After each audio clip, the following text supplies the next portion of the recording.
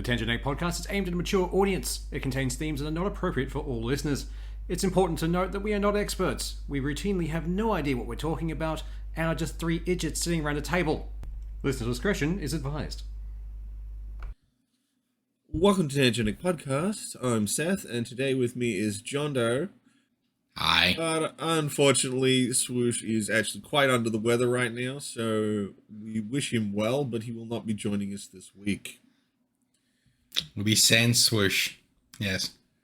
So I hope you're ready for some nice technical breakdown from two idiots. Some well underqualified people breaking down some highly technical shit. Oh, 100%.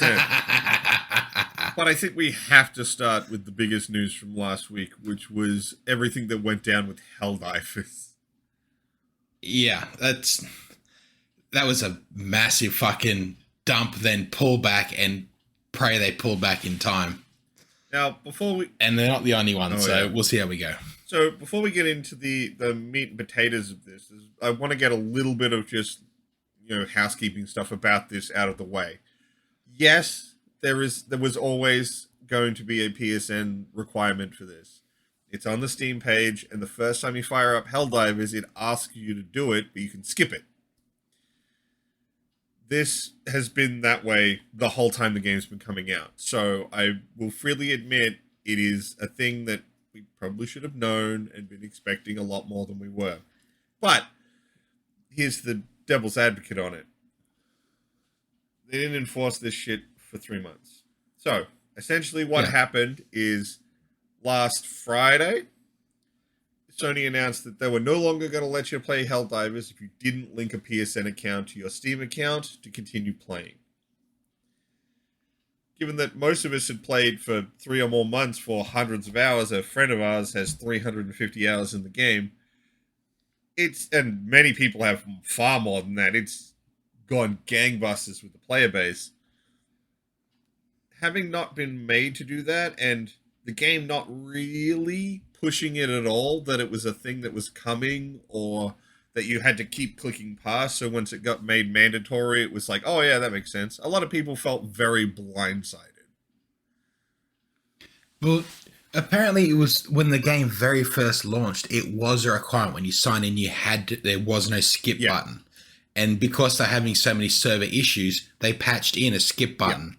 But in the, after that point, it was always listed as optional, and it wasn't lowered down saying if this will be required after a certain point. It did on the Steam page. It actually did say a PSN account was required. It did not say optional. But it's that lack of enforcement. The website for it doesn't say that. I'll if you go through the terms and conditions of the website, it only says it does now. That's been fixed up since. Yeah, on that Friday where they announced it, Sony also changed the EULA for Helldivers to say must instead of may. Yeah, which is very much a bait and switch, because in that 3 months, a lot of people have bought the game, have skipped it. They never seen the must-have requirement at the very start. So the community feedback, I think, is well justified. I don't think they were expecting that community feedback to go back that hard. Well, that's the thing. And then you factor into the fact that the big thing that the community got particularly riled over was that Helldivers have been sold in multiple countries in which you cannot actually make a PSN account. So those people were just being straight blocked from the system, no options. So, if they... From the start, they had the requirement that you had to have it. So were those countries included then, or they added after that point? I have no idea. But because at the same time, back then, you would have been able to go in, go, oh, you need a PSN account. Oh, I don't have one. I'll just refund the game. Yeah, but even then, it shouldn't even be fucking sold there. No. It shouldn't have even been listed in the first place if that was going to be a requirement for the game. That they're also coming into problems with in Japan for the laws of in-game currencies, that if you purchase an in-game super currency or in-game currency, whatever the fuck it is, and you can also earn that currency in-game, they have to be listed separately. as found and purchased, even though you can spend them the exact same way. But they also require that you be able to decide how much of each pool you spend from. So if you want to spend 400 found and only 100 purchased, you can. But the game code hadn't been updated, so it was only showing purchased, as though you couldn't spend the found ones. And there was a big sort of stink about that as well after this Although point. the reason that had to be implemented, I would actually love to see implemented across more countries. Oh, fucking Because oath. the reason is, if the game gets closed down, they have to refund your purchased in-game currency because you can no longer access the things you purchased with it. And that's why they have to have two, one for in-game, one for found. Yeah, so they can define how much you actually purchased and how much they actually have to refund. Yeah. I think that's a fucking great idea. All places should fucking do that. Absolutely. I would have less problems with microtransactions if when the game gets finished and we're done and we're pulling the server down, I got all my money back. Yeah. Yeah, fucking oath. It would also give incentive to a dev. That would solve so many fucking issues with it. It's like, you've just fucking scammed me. You would let me purchase all this shit the day before you shut it down, and now I can't do shit? Like, god fucking damn. How much more would that incentivize companies to actually support a game long term? Fucking oath. We can't. If when they decided, no, we're not doing this, they had to refund it, like, that would make live service actually a service. So, in response to all of this stuff that was going on with Helldivers, the community, and I think this is hilarious because they basically built a game to teach the community to function like this and then didn't expect it to happen. En masse review bombing of the game. I think it got up to something like 100,000 negative reviews. It was a community-issued objective, pretty much. Yeah. It wasn't bomb the bugs or bomb the automatons. It was bomb the fucking reviews. And it got nailed. Yeah. The thing you've got to remember about this, and it's so dumb to think about, this took 4 days. It got announced on Friday, and due to pressure from the community, by Monday, Sony had rolled it back. Sony doesn't like rolling shit back. No, they don't. And given that they were continuing to, they actually delisted Helldivers in a number of countries, mostly pretty much everywhere that couldn't make a PSN account. A lot of people were expecting, they're just doubling down. They're going to make us do that. I did. I exactly thought that's what they were going to do. And then, once they pulled that out, fuck yeah. Yeah. And so the official statement from PlayStation, if somehow you haven't seen it, I swear I can... If you've been under a rock. I'm pretty sure even Under the Rock somehow knows about this, because every gaming outlet has put something out about it. I mean, hell, we're doing it right now.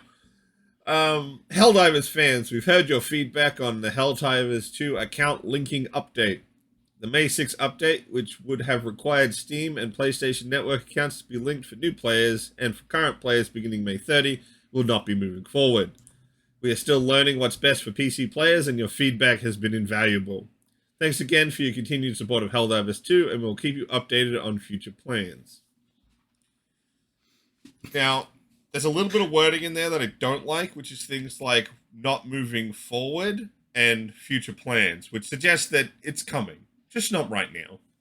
Yeah. It'll be a little more subtler. Or it might not be in this game, but as we've since found out, it is a requirement for Ghost of Tsushima. So any future game will be, I think this will be listed front and center. PSN account is required. Although it seems to be only for multiplayer content. Because where you have to access their servers. Yeah. Because Ghost, you can actually play the entire single player with no linked account. Yeah. And with something like Ghost, I think you can for Forbidden West as well. You don't need you if you want to connect one. You don't have to, because it's mainly a single player campaign.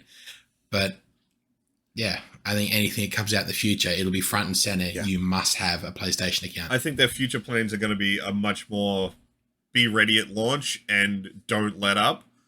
Otherwise, we can't fight them. Yeah. It'll end up being much more like a Microsoft account sign in. Yeah. You do it or you don't play.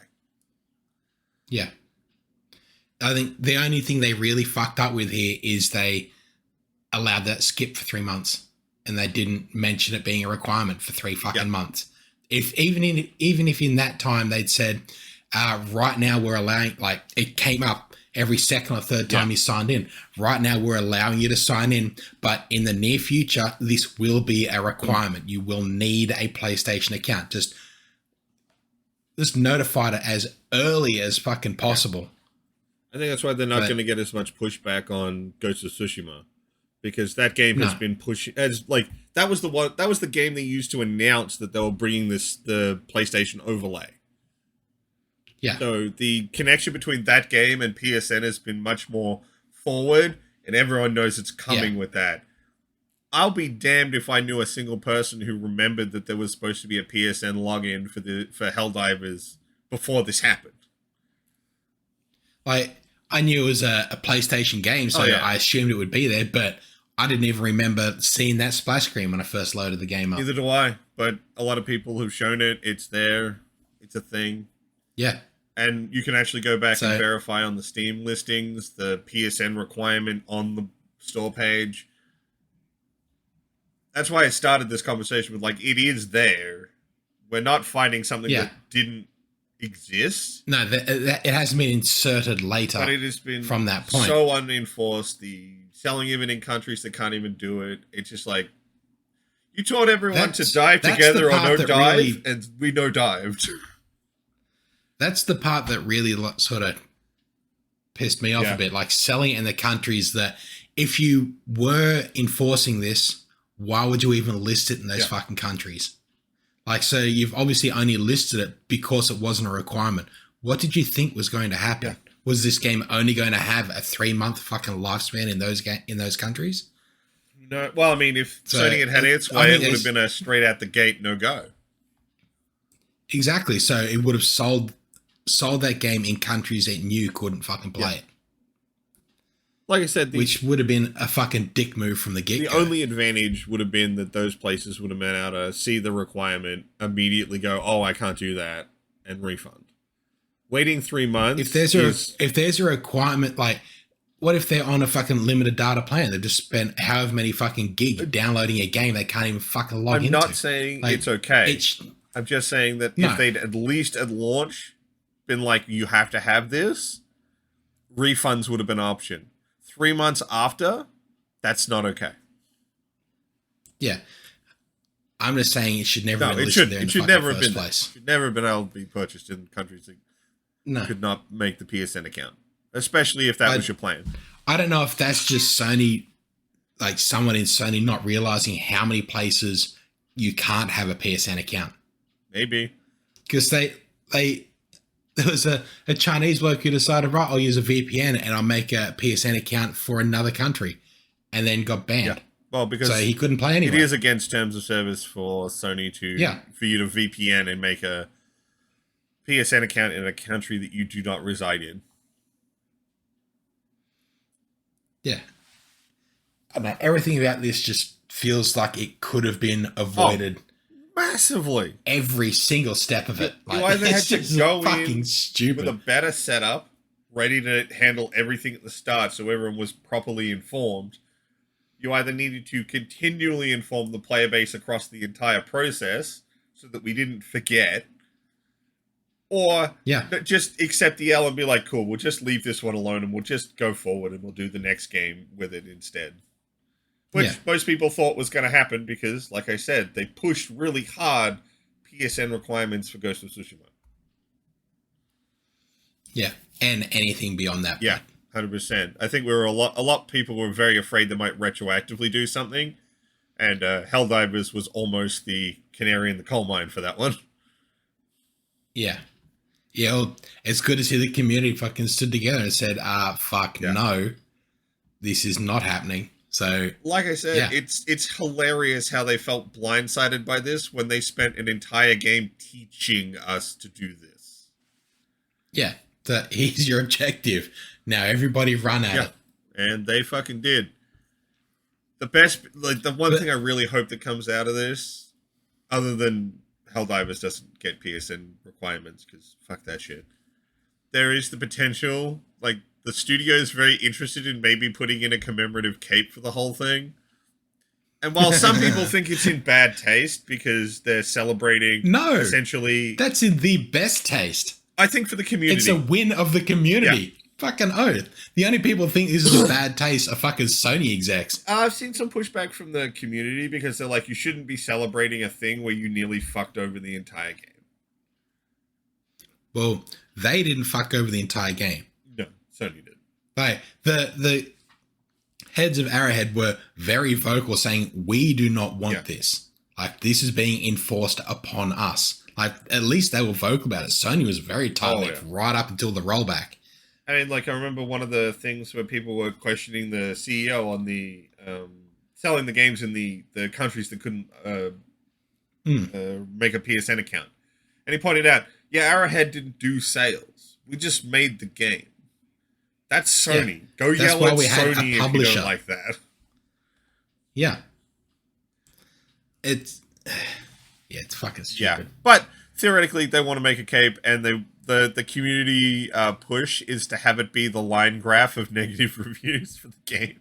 Yeah. It looks like a cool cape. It looks really cool. Like the graphic template they released for it is like, I think it's 5 small blue lines at the top, and then I think it's 6 massive red stripes all the way to the bottom. I think the one I've seen the most tweeted by the actual CEO is the one that has the 4 red lines for like the decrease in the review scores, and then the community trying to clean it up. That must have been a later one than I seen. Yeah. There's a bunch of them going around. Like, everyone seems to really want a cape design celebrating this. Yeah.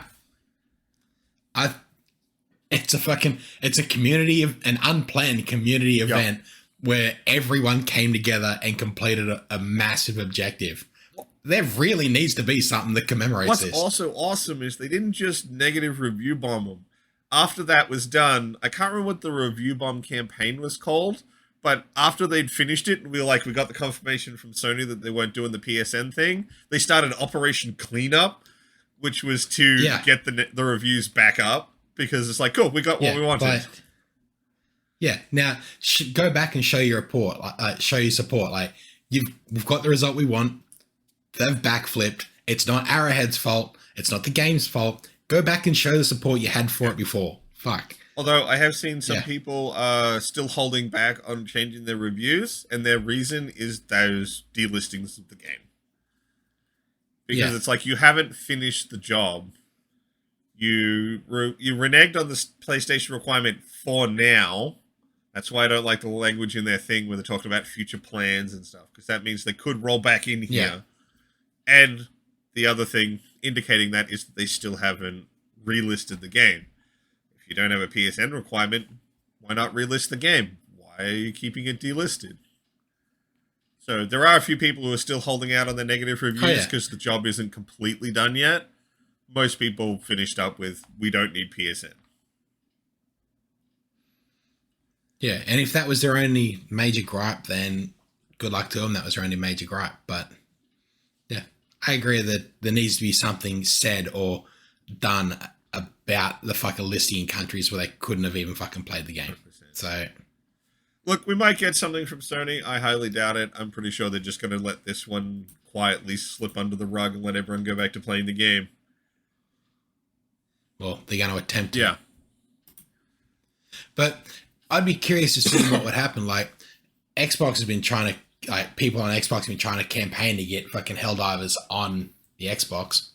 And when you look at some of the game design drafts that were pitched to 343 Studios of an ODST Helldivers game, like the almost exact spec of this game as an ODST fucking game,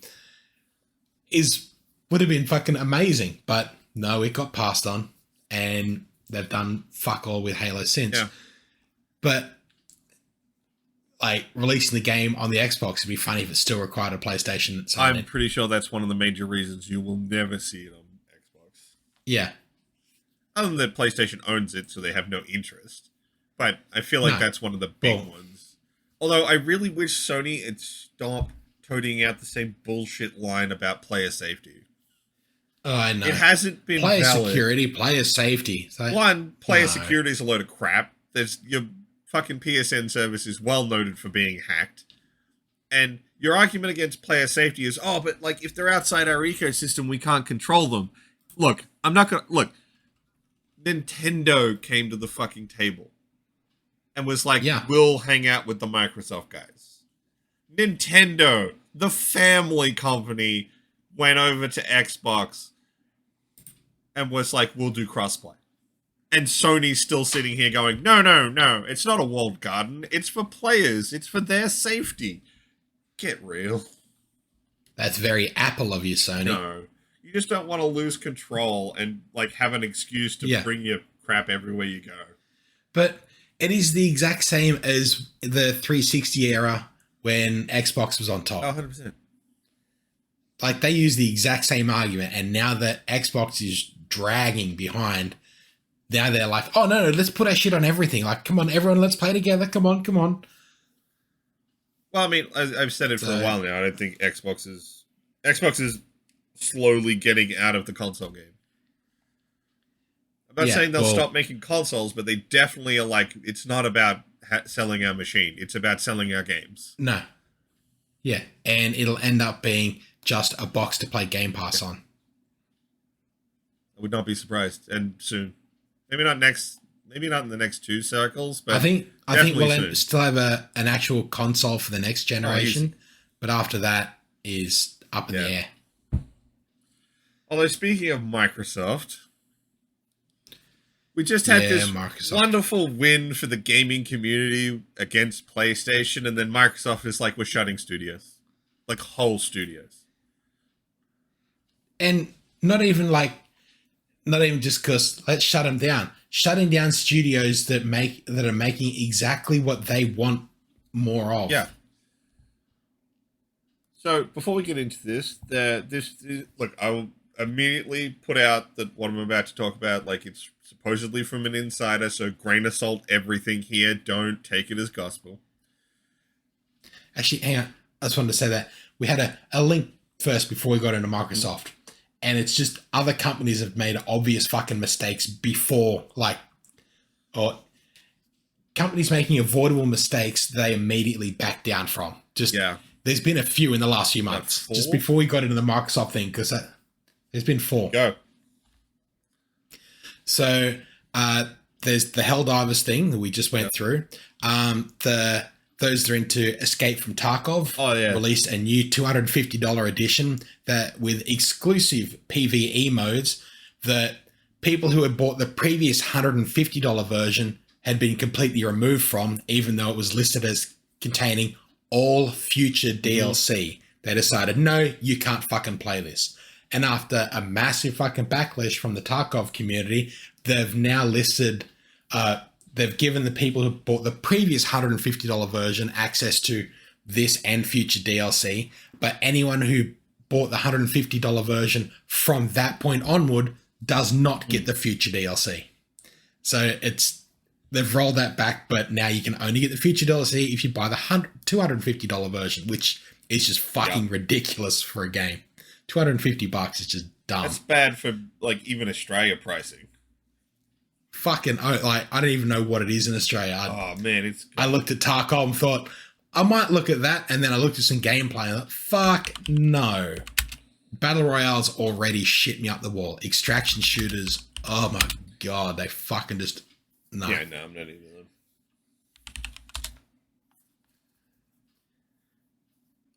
Editor Seth here. While we were chatting, we were investigating the actual Australian dollar cost of that Tarkov DLC. Yeah, that's $250 stateside. That's $380 in Australian money. Yeah, it's a bit on the expensive side. All right, back to the podcast.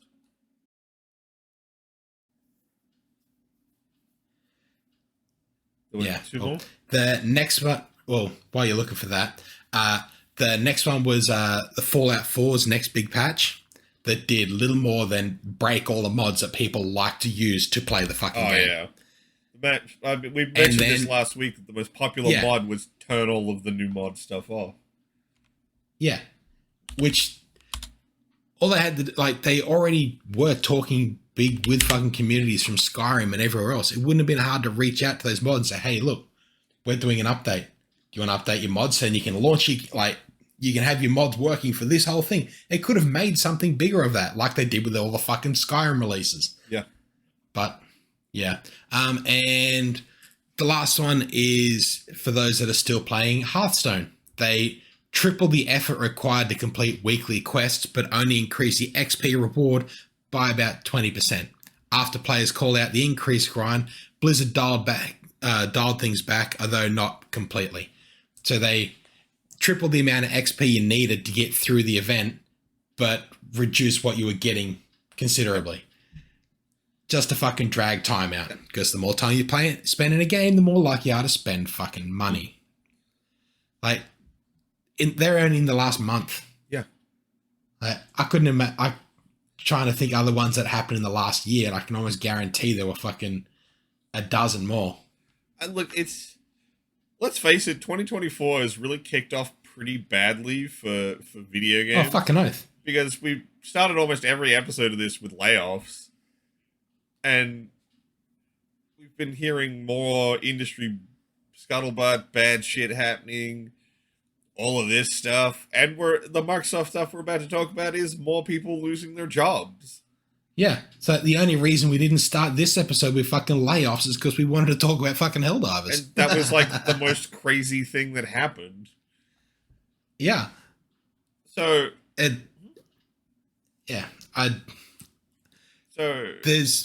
we've got an article later on that says that the biggest problem is big budgets. I think it's a fucking deeper fucking problem. We'll have a talk about that when we get there.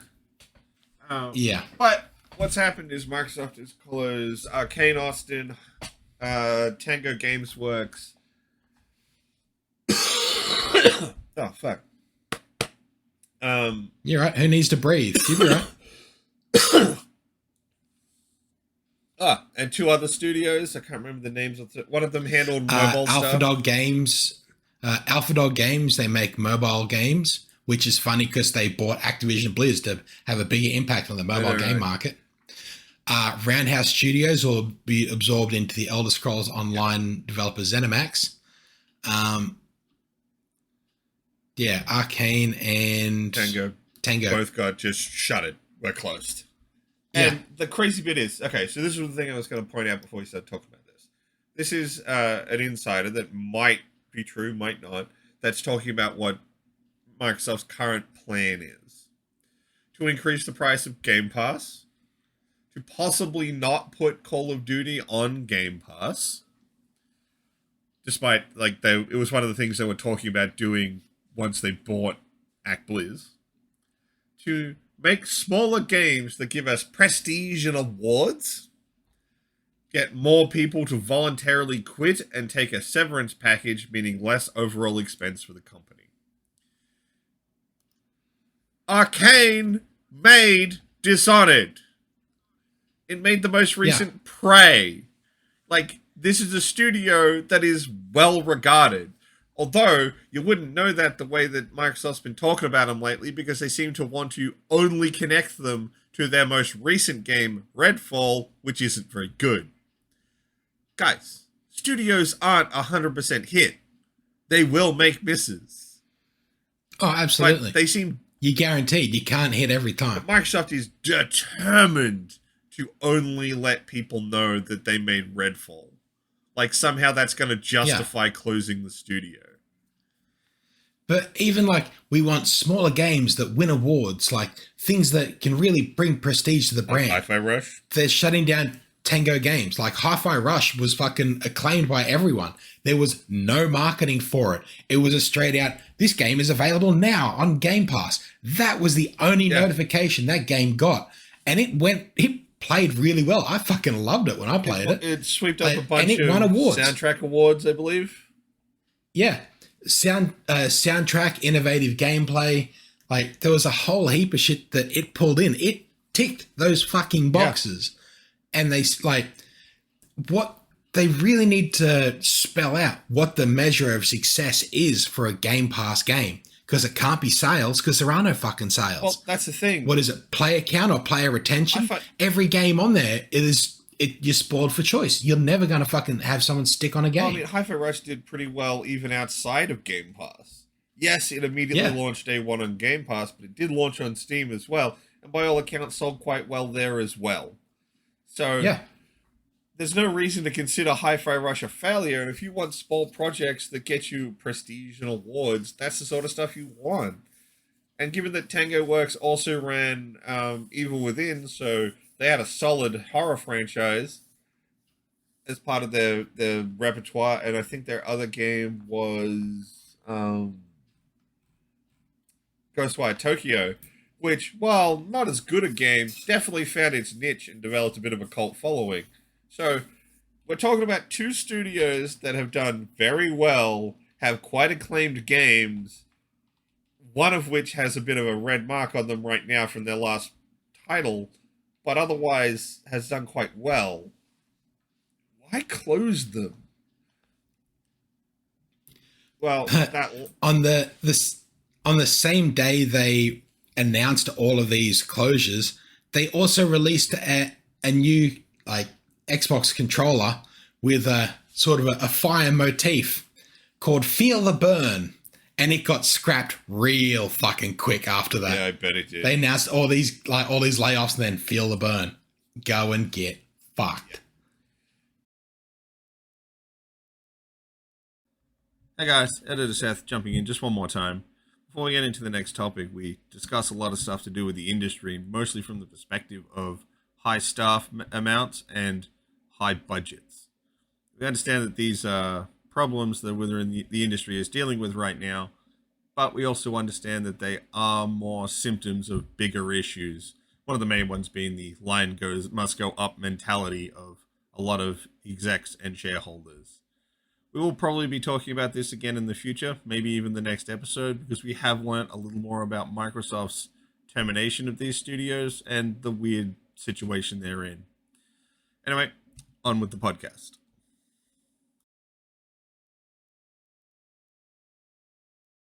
So this kind of brings us to the bigger conversation about AAA gaming right now, and there's no way to talk about this without kind of sounding like a bit of a dick, like I'm advocating for firing people, which I'm not. AAA budgets and staffing is getting fucking crazy. Yeah, fucking oath. Like, games can't just hit. They've got to, like, hit massively to justify every it. game has to be, like, the biggest thing of the year for any of these, like, devs to say, this is why we made the game. Here's the reason for keeping us around. Like, you'd be better off with 10 smaller studios than one of these fucking jumbo studios. So, a good example, like, just staffing wise, and I understand that this isn't consistent across an entire company. There's some up and down inside it as well. Bethesda Game Studios' average per person per year is about 87,000. So if you take the dev team that was required to make Starfield, you're looking at 34,800,000 in staff wages alone, let alone any other technology you have to purchase, equipment, renting a property, advertising, any of that. That doesn't account for any of that. That's 34 million in staffing alone. Yeah. That's not even like actual dev costs. Per year. Yeah. So that means that game has to absolutely go gangbusters to see anything that you could call a profit, even off staffing alone, let alone any of that other stuff I mentioned. These budgets and these staffing setups are getting fucking insane. I don't know how to say it, but like, shut up, phone. There's no other way to say it, but like, these things need to get smaller. Now, I'm not Oh, saying absolutely. people should lose their jobs. Maybe split them up. Make some smaller studios. Break them up into smaller studios. Give them smaller projects. Like when you look at in that same article, the amount of devs it took to make each game. Fallout 4, they had close to 150,000 devs over the course of the game's development working on it in some fashion. 76 had just over 300,000. Starfield had almost 550,000 devs working on it over the course of its 550 development. devs, not 550,000 devs. Where did I get the I thousand have from? no idea. I have no idea there. I've read a number there wrong. Still, that's 150 devs up to 350 devs and over 500 devs. Yeah. And Like- we're not seeing a comparable increase in quality. No. If But over those 550 devs, 304 million, what's each dev getting paid out of that? yeah, I mean, so that was based off a Glassdoor average. That's not like, I know that there's going to be people who get paid more and people who get paid less. So that's just an average number. We're just using theoretical stuff because I don't have fucking Bethesda's books in front of me to tell you the actual number. So you've kind of got to make some guesses here and there. But, you know, that's per year in staffing. Starfield took, 7 years to make?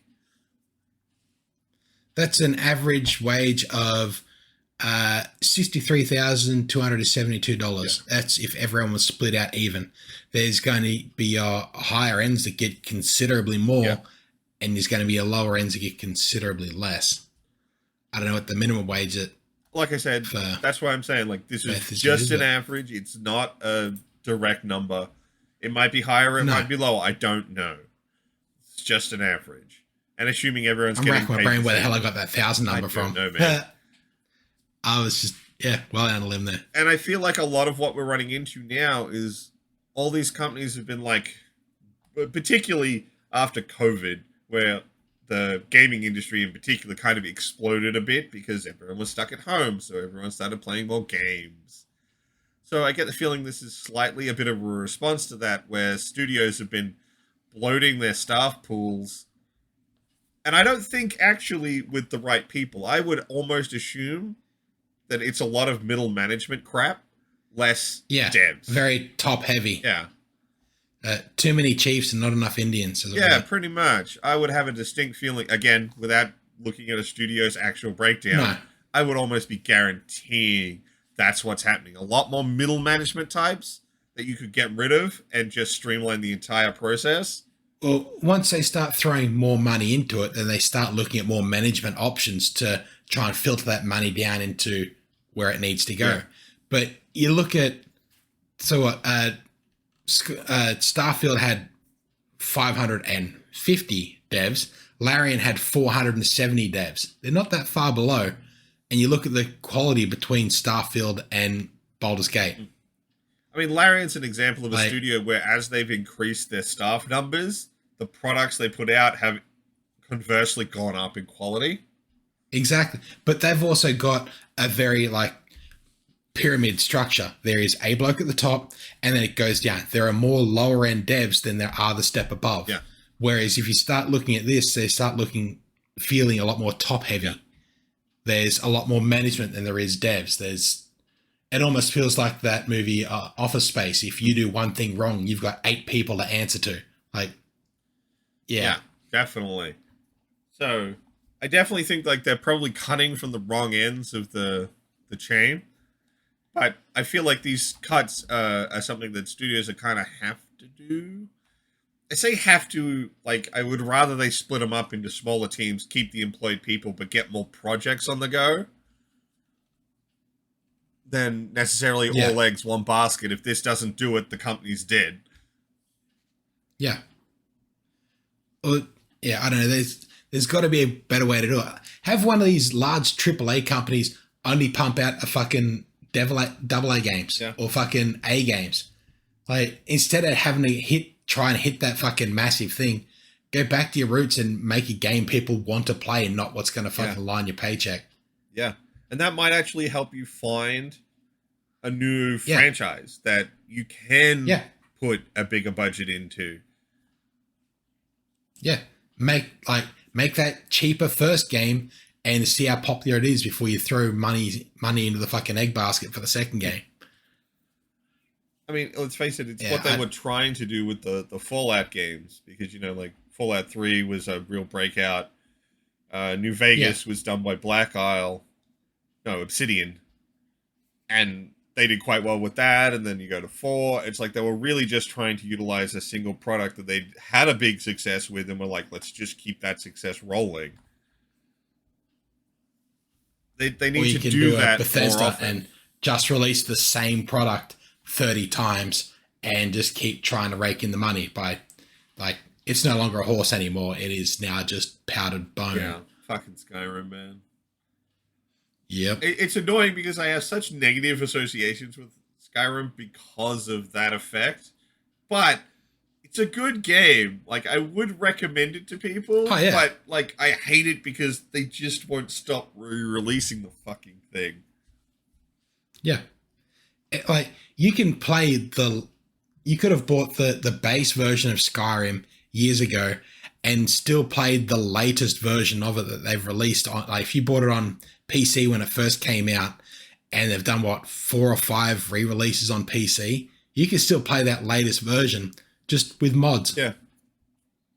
Like, all they've done is add fucking mods back into the base game of it. And like minor visual touch-ups. Yeah. It's not worth it. And like, no, go for all of this, like, massive fucking development teams, massive fucking budgets, and the games that do come out and that even are popular, that do make some money back, if they're a sequel, they're more often than not worse off than the first fucking game. Like, they don't look as pretty or don't play as well, or like, yeah, it's a known thing. Just weird they throw this much money at it. It's a known thing within game development that your sequel generally is a diminishing return on your first one. Because generally people see a sequel and go, well, I haven't played the first one, so I'm not going to play this one. Even if the newest version of it might be a jumping on game. So, well, it's often if you see a sequel releasing, the first game of that series goes on sale. Yeah. Assuming it's on a platform that you can get. I mean, this was one of the things I used to hate about console gaming so much was, I want to play the first one of that game. Well, see, that was part of the previous generations. You have to go get that console and play it there. You can't play it on this one. Yeah. That's what sort of, like, I wanted to go back through it and play the Metal Gear Solid games, but I really wanted to play 4. But still can't get that outside of a fucking PS4 or PS3. I mean, eventually you will once they get around to doing Metal Gear Collection 2. One day. They've already data mined that and know that it's coming.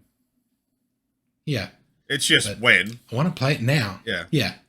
I mean, they've been, fucking Konami's been pretty quiet on that Metal Gear 3 remake that's been coming as well. Who knows?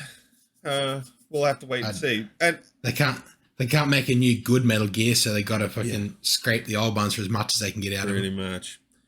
And again, I don't want to say any in this entire discussion, I'm not actually advocating for people losing their jobs. Just that fuck no. The teams are getting too big and the budgets are getting too bloated that every game has to be GTA 5 or it's not worth it. Yeah. And they'd be better off taking those larger teams and breaking them up into smaller studios than to keep them as one large amorphous blob. Give each of those smaller studios an A game or a AA game and let them run wild with it. Maybe they, like, okay, we need some people to come over and do a multiplayer game. And you get a bunch of people over to do that. We want a first-person shooter. We want a horror game. We want a platformer. We want a kids game. And spill off a couple different studios that work like that. Because, like, it used to be like you looked at a studio and you went, that's the sort of games they make. So why not just do that with these bigger teams? Break them into smaller teams. Then because, like, Silent Hill was made by Team Silent, which was an internal team within, want to say Konami? I might be wrong there. I believe so. So do that. Like, spool off smaller groups to work on more diverse I mean, the what is it? eggs in one basket thing still works here. If you take 450 Yeah. people and go make one game, that game has to be a complete and utter banger. If on the other hand, Yeah. one of those games can be a complete banger and it funds the other 3 games that were good, but Yeah. they just didn't You- explode. Take that same budget and split it up over 5 different games, you've got more chances of hitting the target. Yeah. But like even devs like fucking Rare, like they used to make some of the best fucking action like platforming games, like your Banjo Kazooie, your Conker's Bad Fur Day. Like they were fucking amazing. Then they went off to make it Goldeneye that revolutionized fucking first person shooters for the era. And then they made Perfect Dark, which stepped it up another fucking tier for objective based shooters. Then they just got pushed onto fucking Kinect games. And now they're apparently been working on another Perfect Dark game for, I couldn't tell you how fucking long. And it, by all accounts, the industry, it's in real fucking trouble. Yeah. It's absolutely Like, in dev hell. You took a game, a studio that made a particular type of game really fucking well and said, don't do that. Do this thing over here. The why'd you buy Just it? let them fucking run. Yeah. Yeah. I don't know. I think you need to take almost an entire executive level out of fucking game development. But if you do that, then you're going to end up with more of these, they only see a studio as straight out raw numbers, and you're going to end up with what's happened here with Arcane and that closing. So Yeah. Look, we're 2 idiots sitting in front of computers. yeah, We don't have the we can answers. only look at what we've seen in interviews and what we can break down and on our thoughts of it. Yeah. We are literally 2 idiots talking shit.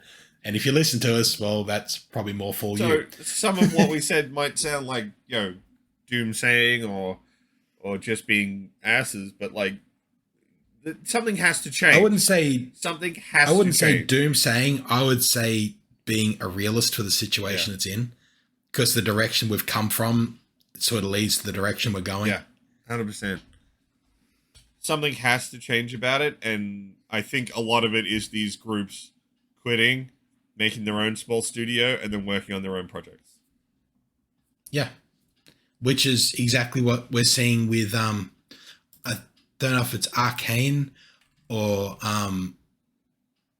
Tango, when they got I think it was Tango, when they got told they were leaving, the execs rounded everyone up, said, right, we're going to go start our own thing, and took most of the team with them.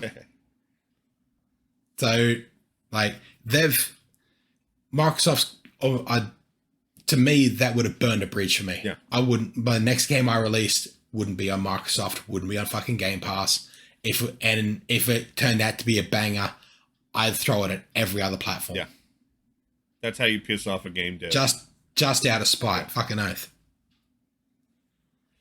So, like, for all of these places that are shutting down, and it's rumored that there are more shutdowns and layoffs to come, which is fucking screwy. Like, Microsoft made how many hundreds of billions of dollars in profit last year? I mean, they made that profit without even dealing with Xbox. Before Xbox bought ActiBliz, their entire budget was a rounding error. Yeah. Like, could have been covered by a rounding error. Now they've spent that fucking $69 billion on one fucking dev. They've sort of got the eye of the fucking higher ups looking at it and go, well, you need to make some of that fucking I back. think that's why they're looking at maybe not putting Call of Duty on Game Pass, because Call of Duty just prints money every year. Yeah. So if you put it on Game Pass, where it's like, oh, they just pay us $30 once. Oh, I don't know about that. Well, $30 every month. Yeah, but you know what I mean. Like, you could buy it, play it for a month, and put it down. Yeah. Whereas they could sell you a $100 copy of the game. That was also the problem with Warzone being free. Yeah. And that, like, they most likely going to add that into the cost of a monthly cost if they want to throw that on Game Pass.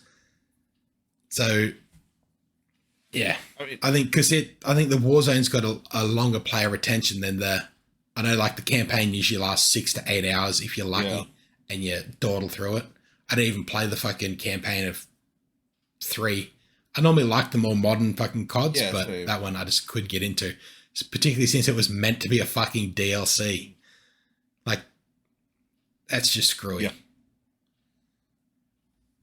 So I think their best bet would be to throw the campaign, like throw the whole thing out there as a purchasable thing, and then only throw the Warzone in Game Pass. At least then they're going to keep player retention on it. Then. I mean, like, maybe just throw up some of your legacy COD stuff on Game Pass. I don't know, man. Yeah. Oh, the whole back catalog, throw that on there. But then, they'd be mad not the to do question that. then would be like, how long do I have to wait until the new one's on there? And maybe I just wait. Because Well, usually by the time you wait for the new one to get on there, it's usually the multiplayer that dies down.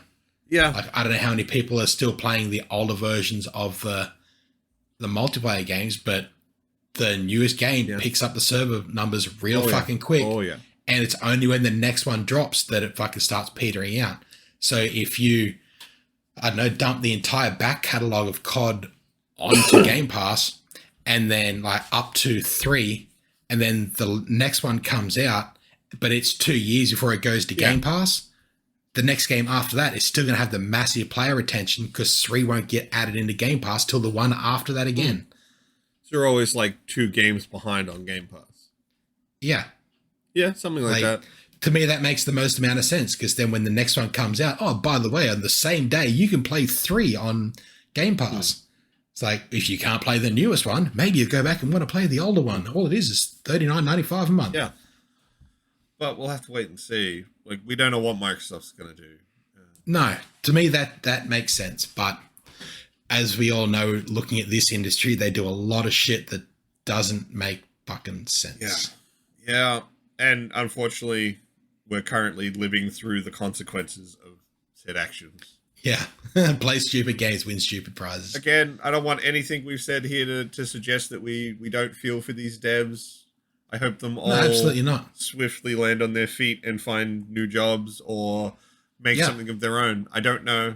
I'd hope for that. But, like, unfortunately, this is kind of the symptom of the disease that has gone untreated and must be, or this will continue. Yeah. But, like, even in dumb decisions is the EA CEO saying he's played the next Battlefield game with the development team and it'll be a tremendous live service. God fucking damn, did you not learn anything? Look, everyone's like, a lot of these companies are pointing at Helldivers right now. It's like, see, like, the gamers like live service stuff. We like the way they did it. You're not going to do that. No. I'm not going to be playing around in a round of Battlefield and then randomly find the currency required to buy the battle pass. You're not going to create fun fiction. You only get it within a previous battle pass. Well, for 2042, they said that was going to be a live service. At the start, they said it'll have live service features with development for 5 years. 5 to 8 years. So when the next Battlefield comes out, we'll still be releasing content for 2042. Yeah, then no, that's not going to happen. Once that new this Battlefield, season's the last for no dev, particularly the guys who work on things like Battlefield and COD. They don't have long-term goals. They have until the next game comes out goals. No, fucking oath. They've got draw you in as much as they can to get as much out of you as possible before they drop the next thing to get more out of you as possible and then drop the last thing. Pretty much. That's the only goal they've fucking got. Just to leapfrog your wallet from one iteration to the next. I mean, what was it? There was something, I remember the quote that was like, "You're just an impediment between us and the money in your wallet." Yeah, that was fucking Hasbro, wasn't it? I think it was Hasbro back when they were doing the whole D&D thing. Yeah. Just like, guys, come on. I mean, this is what let the Helldivers thing happen. That's an evil villain quote right fucking there. And this was actually something I was discussing with my housemate. It's kind of crazy. Back in the day, like, do you remember way back when there was the Call of Duty 2 boycott? Oh. So vaguely. Goddamn, my headphones, they just keep wanting to die. I really got to buy some new ones, man. So that one was the thing with they created a group, boycott Call of Duty 2, and on launch day, it was just the entire group was just playing the game. So for a long time, these sort of boycotts or big group pushbacks have been looked at as a joke. They're not anymore. No.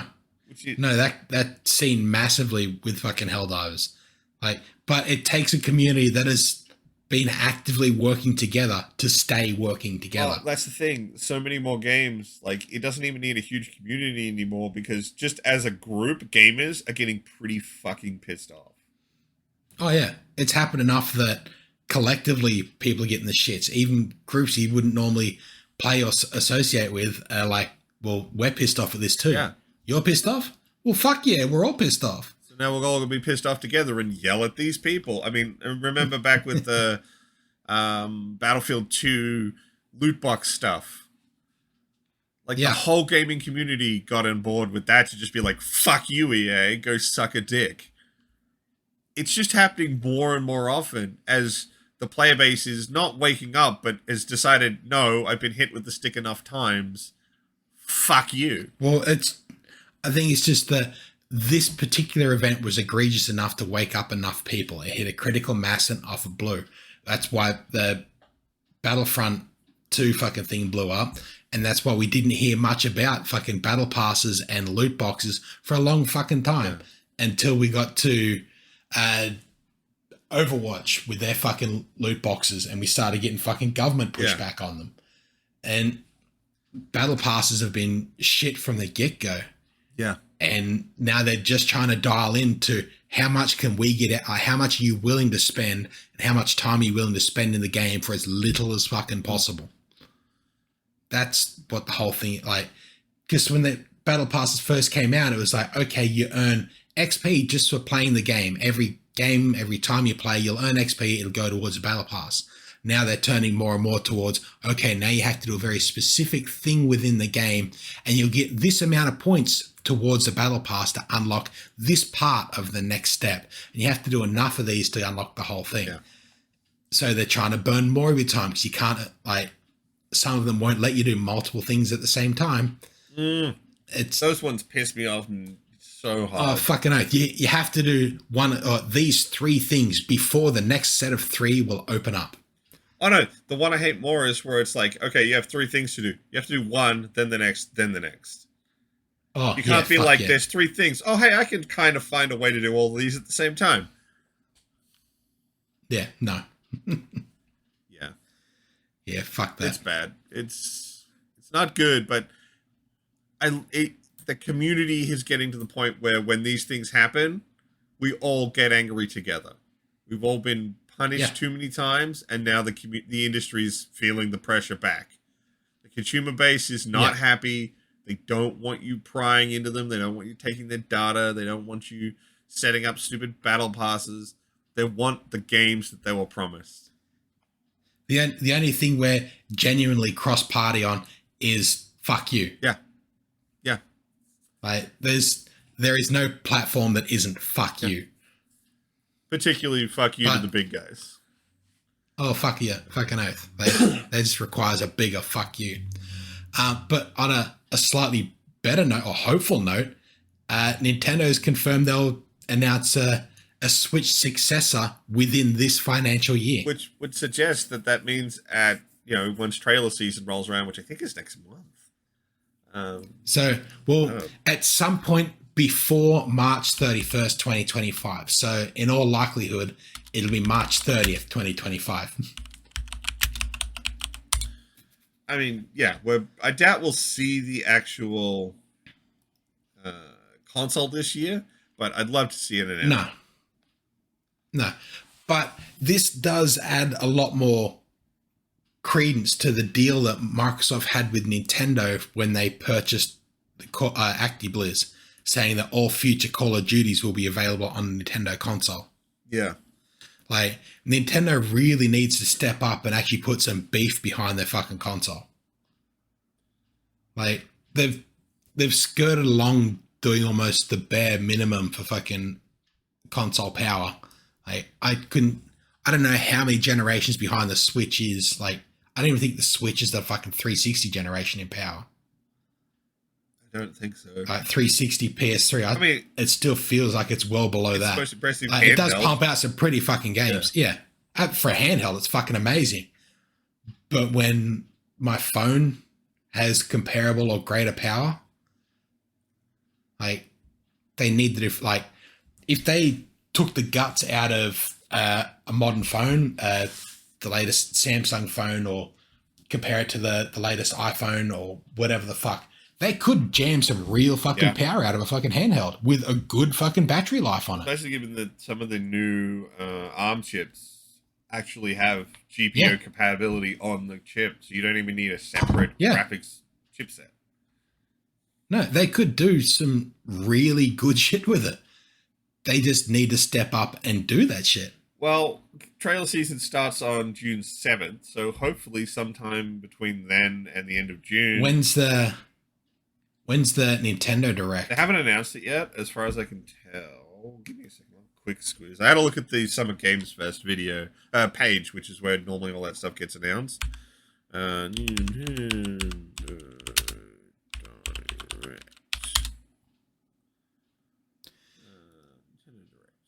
You gonna tell me what this one is?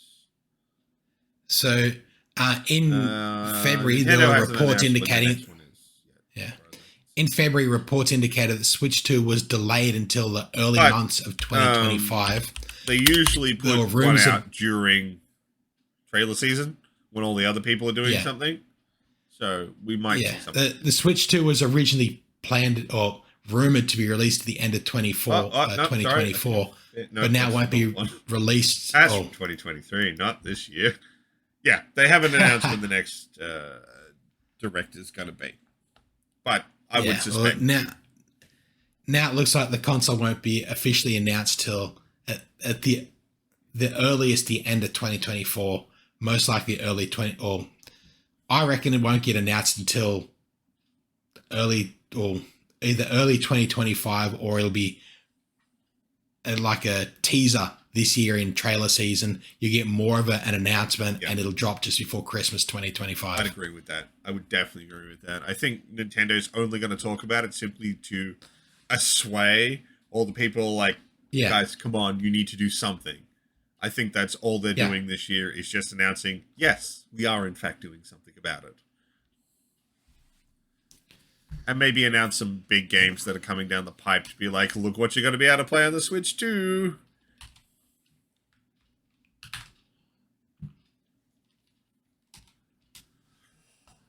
I'm just going, okay, so I just had a weird thought in my head, because one of the parts of the deal for purchasing ActiBliz would be saying that all future CODs would be playable on Nintendo console, which means the COD, like ActiBliz deal has finished, and there's a new COD coming out this year.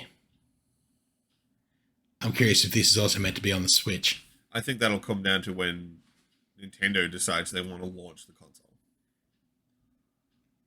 Well, the 2024 COD is meant to be Black Ops 6. And from everything I've seen about it, it looks pretty graphics intensive. Like, no way in fuck with the Switch be going anywhere near it. It's going to have to go on a Switch 2. It's not going on the Switch 1. Or if it does, it's going to look so much like ass that it's not going to be worth it. Yeah. They'd almost be like better off doing what they did for the 64 when they released games on, I don't know if it was the Advance or the DS, but they did like a 64 version of Perfect Dark, and then they did a Game Boy version of Perfect Dark as well, and it was more like a Metal Gear Solid top-down tactical game. And if you had the adapter to play the handheld game on the 64, you unlocked extra shit in both, which is really fucking cool. Well, now everything's about the amiibos. I know. Oh, do those things fucking still exist, or they still do anything? Yeah, they still make them. They still put them out. Still release dust collectors. May as well be pop vinyls. I mean, we're getting a pop vinyl video game. Yeah. They want to do a Lego-esque version of it, but with pop vinyls. Yep. Well, Look, I didn't have an interest in them before. Won't have one after that either. I'm pretty sure guess. it's just the company who makes pop vinyls being like, we've got to keep them relevant. That's the only way they have quote unquote Yeah. value. We need to have a reason for these things. Shitty video game, Right. let's go. Do they even have any intrinsic value after you've purchased them, taken them home? No. What? You have to want them, is it. Like, I own 3. That's it. And I have them all right on my desk. It's 3 different versions of the Xenomorph. And that's it. I own 3 Xenomorphs. But that's because I like the Xenomorph, not because, Yeah. they're going to be so valuable one day. No, fuck that. That's not why I buy things. No, to me, that's why you'd want to buy them. But they bring out a new fucking version of them every fucking week, it seems. Like, who is buying all of this plastic? A bunch of Really? people who didn't ever catch on to understanding what happened with Beanie Babies. Yeah. They only have value while the zeitgeist cares, and then they have no value. It's A little like NFTs. kinda. I mean, like, I'm not gonna pretend I'm like I've been cleaning up my room, and I have found so much more of my magic shit that I thought I owned. I have an absurd amount of magic stuff, but like, that's the sticky nature of those products and the speculative area around them. I don't engage in it. I don't crack packs to get the valuable card and then flip it for money. I don't have an interest in playing the game that way, but it's a big part of Magic. No, but you're getting them These cards are to play the supposedly game, worth a lot. not There was just one that to I saw find that the was fucking a value. Yeah. secret layer heavy metal version of a card, and some dude wanted $500 a card. Friggin' hell. It's cardboard. I know. Look, I understand that some cards are more valuable because they're like part of the meta, but like, Or if they were Guys. more valuable because of what they can actually do within the game, I can understand that. But that requires you to actually use them in a game for them to have that value. but many cards. Other than that, it's just a $500 piece of cardboard. Yeah, I mean, like, when I was last playing, I had to take a break for a while. The chase card from the booster packs was an anime version of a reasonably good card. And that just made it, like, crazy cash money. Oh, to each their own. Yeah, pretty much. Years ago, when WoW was at its peak, they had the WoW cards as well, and in those packs you could get content for the actual game, whether it be WoW time or weapons and armor sets from within the game, and some of them were worth quite a bit of cash, but they had an actual value of an item within something. Like, they may define your playstyle, they may have given you something extra or more time to play the thing you enjoyed playing. I could see the value in that, but yeah, otherwise, not so much. Anyway, we made it. But to each their own. Yeah. Well, we made it out past an hour, so I think we can wrap things up for this week. Yep. Y'all have a good one. See ya.